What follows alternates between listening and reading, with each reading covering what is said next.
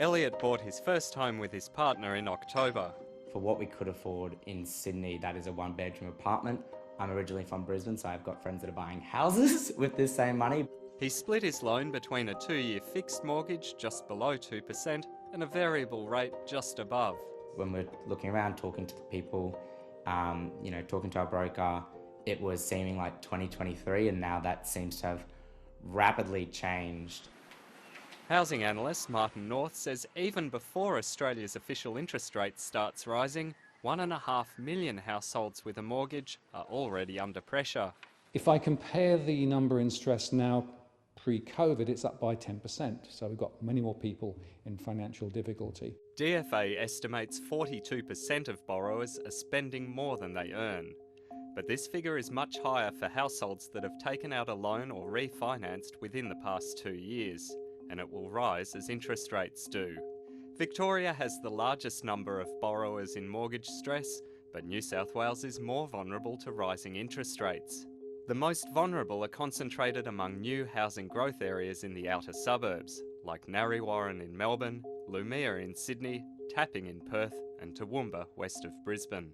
We're going to see higher mortgage interest payments.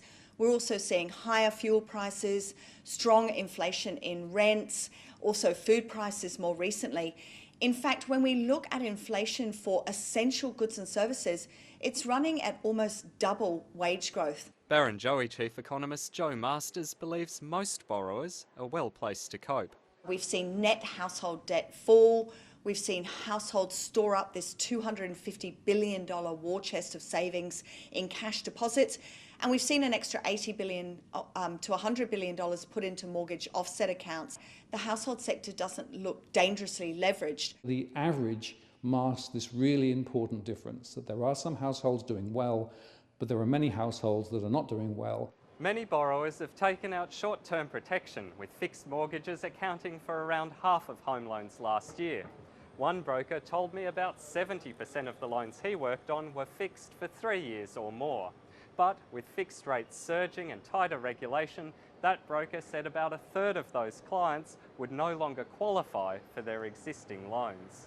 I think that a lot of the loans that have been written over the last 6 to 12 months are very fragile, and a lot of those I think could turn quite bad quite quickly. Others believe an increase in the serviceability test introduced by the bank regulator late last year gives recent borrowers breathing space. The fact it was raised to 300 basis points, that's larger than most forecasts of where interest rates may get to in terms of the rate hike cycle that we're facing. So that will provide some safety within the system for the majority of borrowers. Recent borrowers like Elliot are hoping the test is tough enough.